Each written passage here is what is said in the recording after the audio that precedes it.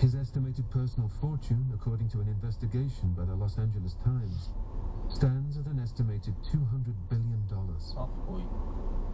By this assessment, he dies richer than Bill Gates, Warren Buffett, and Carlos Slim combined. Muammar Gaddafi rivals only John D. Rockefeller and Andrew Carnegie as one of the richest men ever to have lived.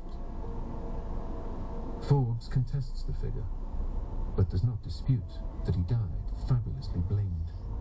As events unfolded in the beginning of 2011 in Libya, WikiLeaks began to post diplomatic cables originating in the U.S. Embassy in Tripoli in 2008-2009, which evidenced in great detail the rivalry, greed, corruption, and extremism that Libyans in general had long suspected of the Gaddafi family, but that bad behavior had never been documented in this way. In the last days, as the brother leader's family is scrambling across the border into Algeria and Niger, hordes of gold bullion are being shifted in secret flights to South Africa, their whereabouts currently unknown. In this series, most of the dictators we've covered have a clear and defined legacy. They exist firmly in the past. With Gaddafi, it's different. 10 years after his death, Libya is still in turmoil, riven by a decade of not one but two civil wars. It's a land marauded by death squads and foreign mercenaries. The numbers of the missing mount up.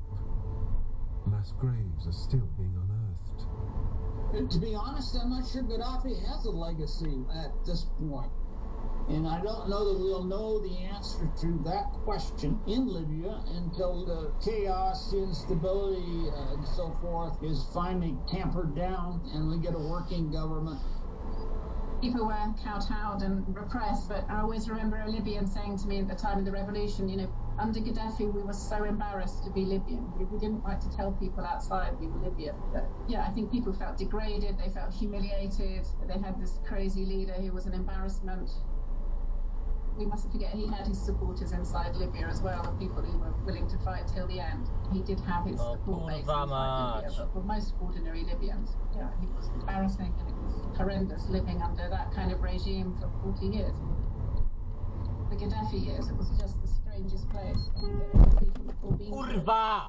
Totally eccentric, totally No bizarre. kurwa mać! Very difficult to access, very difficult to do research in, so you take research trips there, but it was very difficult to talk to anybody once you were there, and the more critical your writing became, the more